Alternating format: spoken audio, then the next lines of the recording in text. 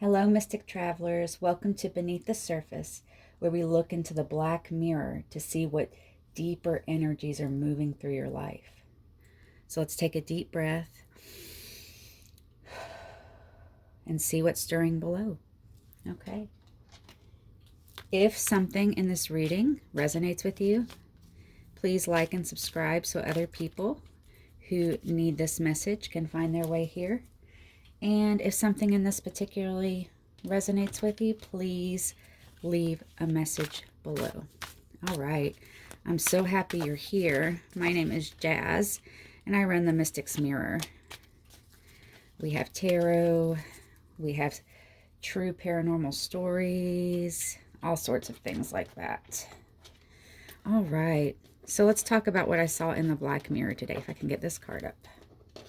Apparently this card just wants to stay there, so I'm going to leave it there. I'm going to honor, oh my goodness. I'm going to honor the deck doing its thing. All right. So today in the black mirror, I saw a couple of very interesting messages. So, first of all, I saw this bright, beautiful home. There was a wife, a husband, and 2 kids. And the husband and the children looked very, very, very well fed. They were bright and healthy and happy. But the wife looked gray. All right. She looked gray and kind of emaciated and sad and overwhelmed. But everyone else was just doing their thing, not really noticing. Now, remember this means energies. So, excuse me if I shake, I get hypoglycemic a little bit. This is energies. So it's just talking about, a certain situation probably where there's a person who's way overgiving and other people don't even necessarily notice. The second was actually a phrase rather than an image. I usually get images, but now and then I'll get a phrase, and it says, "Love is accepting a person exactly as they are, even if it doesn't match your dream of who they could be. Then you must decide if their truth is compatible with your truth and act accordingly." And our quote today comes from Ding Ming Dao in the book 365 Dao. And it says, "You hurt me years ago.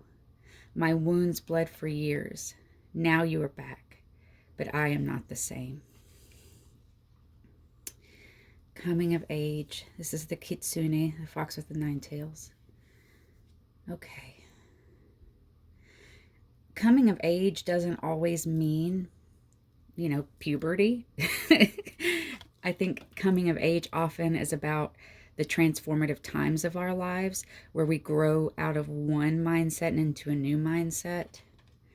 And I feel like, especially with those images, it's about like, you don't have to cling to a certain relationship or job or something like that just because there's an expectation there. Remember, love is accepting a person exactly as they are, even if it doesn't match your dream of who they could be. That's the same with jobs and stuff. So much of the hurt in our life comes from trying to project our dreams onto other people or situations and then being disappointed when it can't live up to it. But it was never that, right? It was always just your dream of it, not even real. Now, sometimes people future fake or a job misrepresents itself, but so much of what we feel has to do with how we have projected and what our expectations are in the future, right? And I think a lot of times that when these revelations come up, we don't want to change things because we think, oh, something's wrong with me. I need to change something.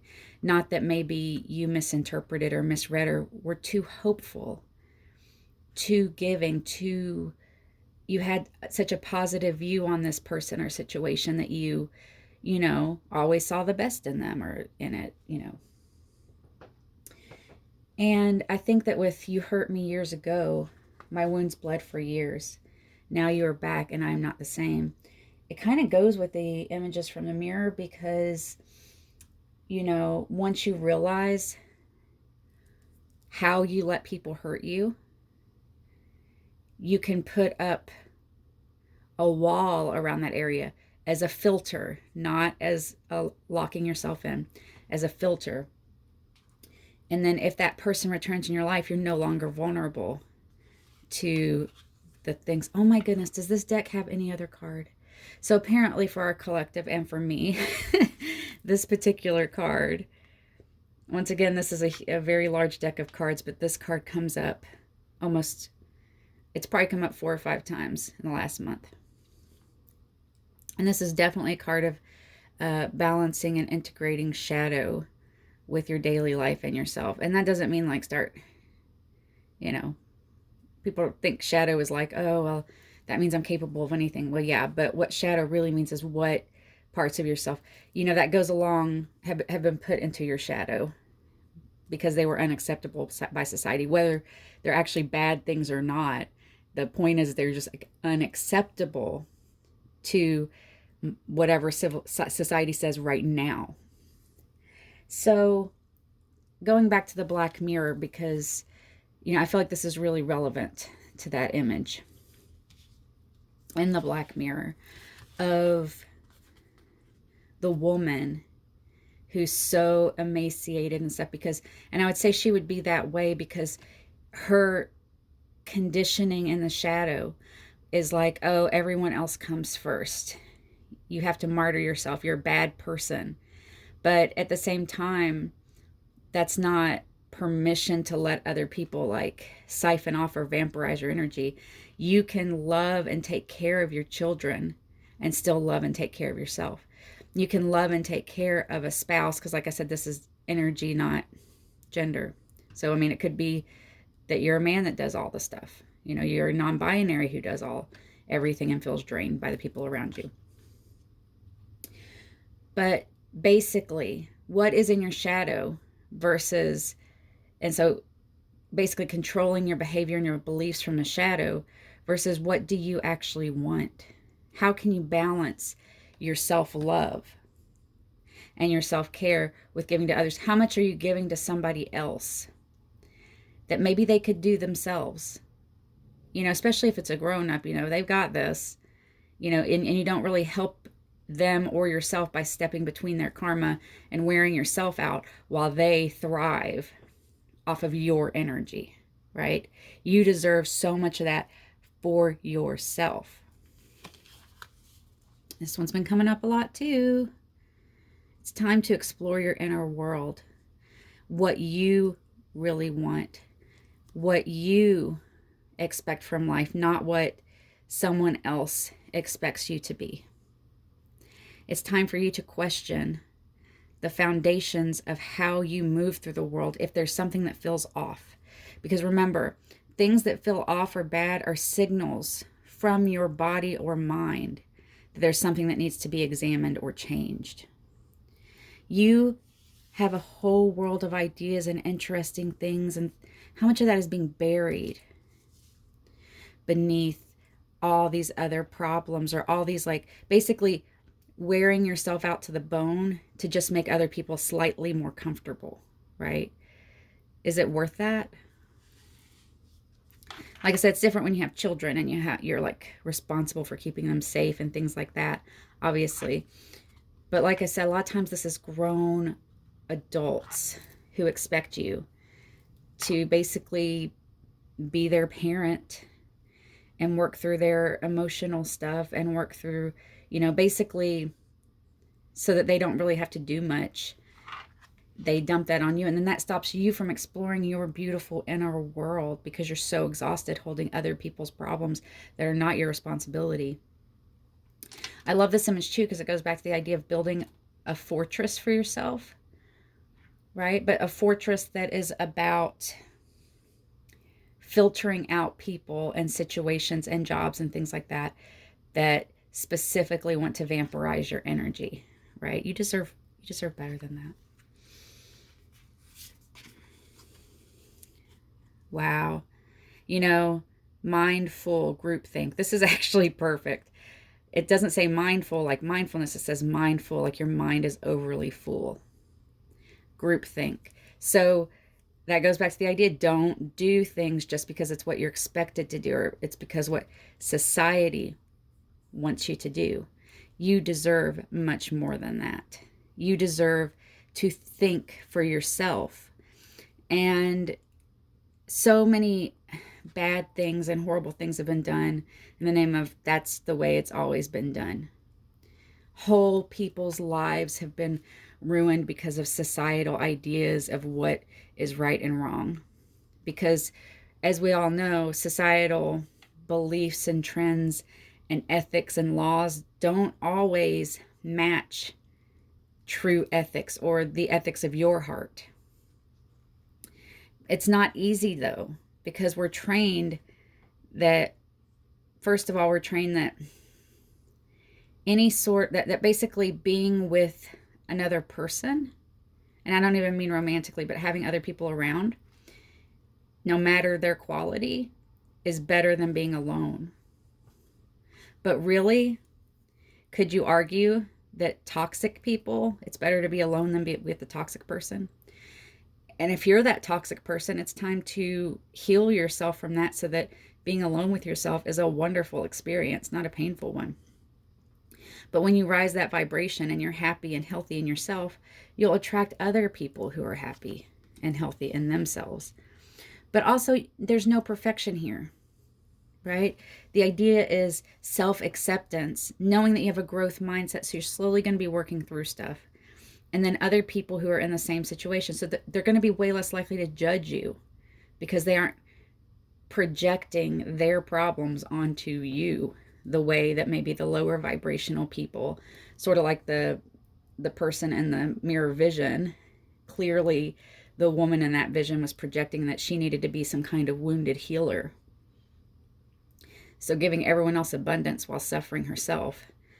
But the other, her spouse was definitely doing the thing where he was either clueless or willfully clueless or weaponized incompetence in order to keep her doing the work so that he could just reap the benefits. Yeah, if that's what your society is telling you, you need to reevaluate that, right? Me talks, repairing the body, mind, and spirit. Wow, the deck knew what it was doing, wasn't it? Didn't it? Self-love, self-care. That's what it all comes down to. If you do not build this foundation, and this has been coming up a lot in the reading, so I feel like in the collective, there's this need to switch from the idea that self-sacrifice before everything else is, or basically the idea of self-sacrifice almost at all is like way overplayed, right? So it's not that we don't sacrifice for other people and stuff, but life itself is supposed to be a dance where you care for yourself. And then when you have your energy and you're cared for, you overflow into the people around you without diminishing or, being drained. And I like this. She's in a tub. It's not drained. It's full, right? Repairing the body, mind, spirit. That's what your call is today. Make sure that you're questioning how other people have influenced the way you see yourself and how you live your life. And then take some time. Part of Me Talks, according to this, sounds like a great drag queen name.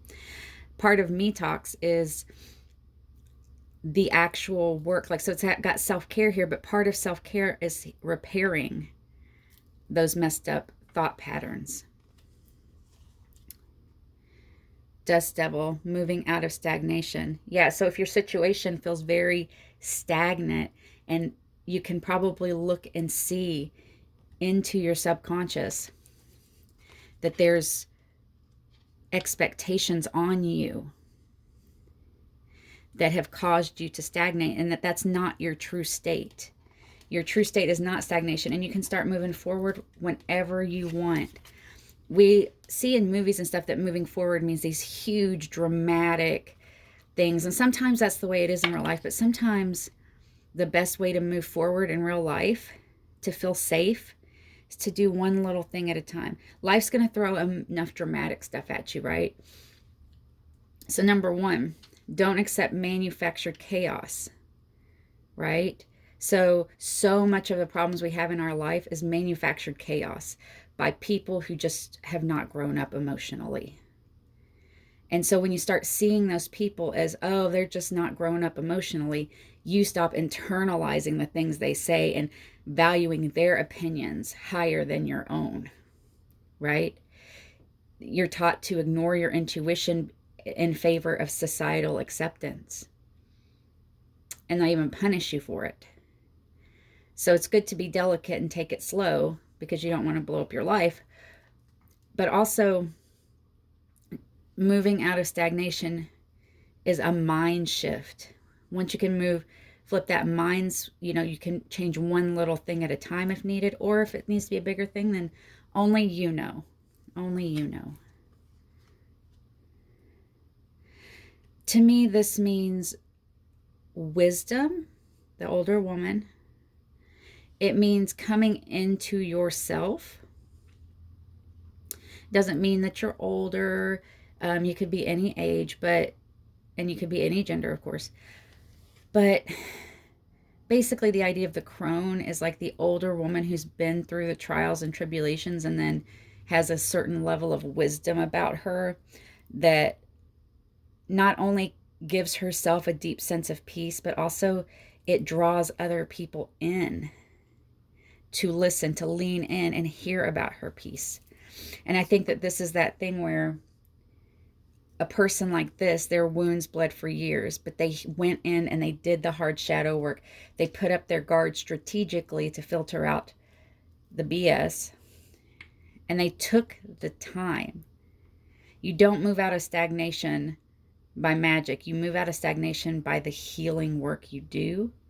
And part of that, one of the hardest parts, is the explosive mind shattering idea of how brainwashed you really are by society, because it's easy to convince a little kid whose brain is still developing exactly what they need to believe. Carriage, a journey, either physical or mental. Yes, this is, once again, it's encouraging you. You're moving on from a certain stage of your life, and if you're confused about it, then maybe this is your sign that your thoughts are going to kind of bubble up from your subconscious, whether you want them to or not. Like, basically, you can handle and tolerate something until you can't handle and tolerate it anymore, and then you'll be forced to change.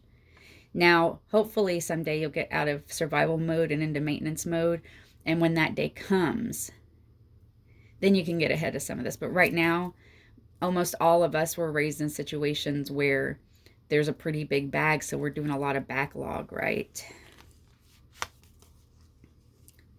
Desk, pay attention to your work. Once again, with this, I feel like it's about spiritual work, mental work, emotional work. It, obviously your real job will have to do with that. But also, to me, with the Me Talks, this is a call, and this is a call for you to explore your inner world, not just as like, oh, I got healing to do, but by exploring your inner creativity. A lot of times that's a way to kind of heal through a lot of your stuff without, having to have, it's one way, supplementary to things like, therapy and whatever else you and your doctor figure out, to work through emotional, mental shadow healing. Art is the expression of the soul, like genuine art. And art doesn't necessarily mean painting. Whatever your art is, are you a writer? Are you an archer? Are you a gardener? Are you a cook? All these things, what gives you the creative outlet you need that gets you in flow? Because I feel like when you're in flow, it kind of changes your perspective, and maybe you don't invest in the manufactured drama of other people. I think back on relationships I've had where literally 99.9% of the problems were just manufactured. They weren't real. There was really no problem. All we would have to do is spend 5 minutes discussing something to get a solution. But it would turn into days and days of going back and forth and drama. And, I was raised in a family like that too. So it took me a while to figure out that, like, oh, what is this? I don't need to deal with this. So much of what we, tolerate is conditioning. Broken ring, parting of the ways in either romance or business. That's why I feel like you're breaking a cycle through this shadow work and through this inner journey and through this healing. It feels like that this reading feels like it's at a stage where you might be, the stuff has come to the surface, but you've probably went through a phase again and again where you're like, no, I can handle it. I'll just tolerate. I'll just stay. No, this is, a good moment might happen. And you're like, oh, I've got this. Yeah, I can handle this. This is great. But then the hard thing hits you again, the difficult parts. And you're like, how am I? But it's getting to the stage where like you can hardly tolerate. Like the good times feel so small. And you just really need to dig in. There's such a deep message from your soul, from your shadow, that wants to help you break whatever cycle you've been trapped in. All right. Let's see.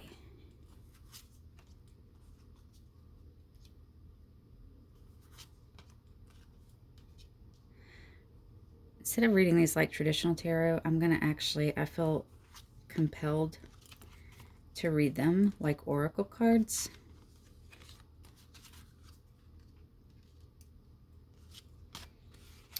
And, okay, she is wearing clothes. We're good. Okay.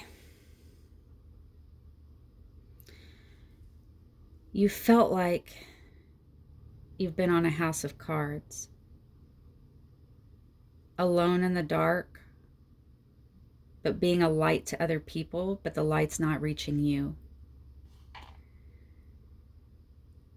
You've built a life that you thought was stable and on stone, but it has the potential to rot away at any moment. And that scares you. It makes you feel like you're out of control and that you're at the mercy and whims of everything around you, and that you don't have the power or control to rise above it. But let me tell you right now, beloved, you are it. Your energy, your time, your foundation, your home, they're in your soul. And right now, you're transforming from this person on a house of cards into a person on a solid, stable foundation.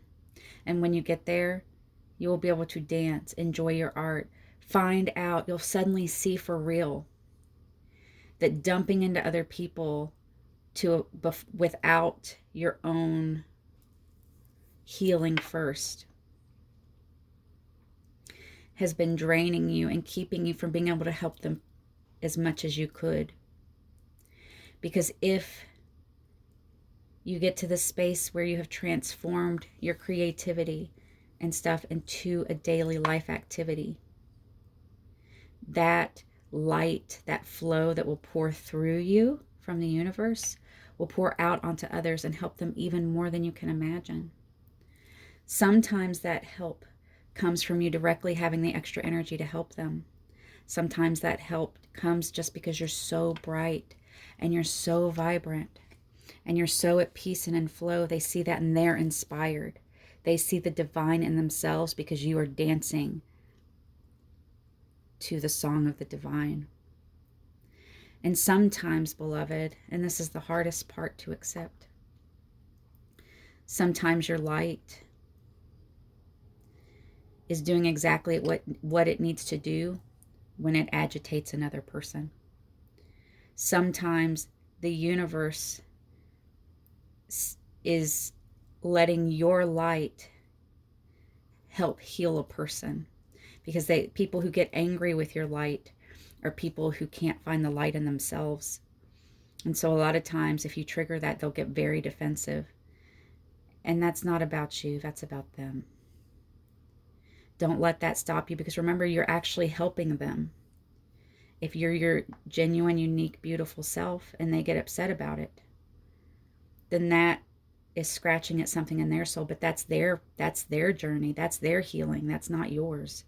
You're here to shine and be yourself and be your light. Don't shy away. Time to stop building your house on an unstable foundation. If you've ever been building your house on other people's validation or expectations, then you're on a house of cards. But you build your own, you're going to be solid for the rest of your life. Thank you for being here, beloved. Let these insights settle for you and tell me what you found beneath your own surface. I'll see you next week.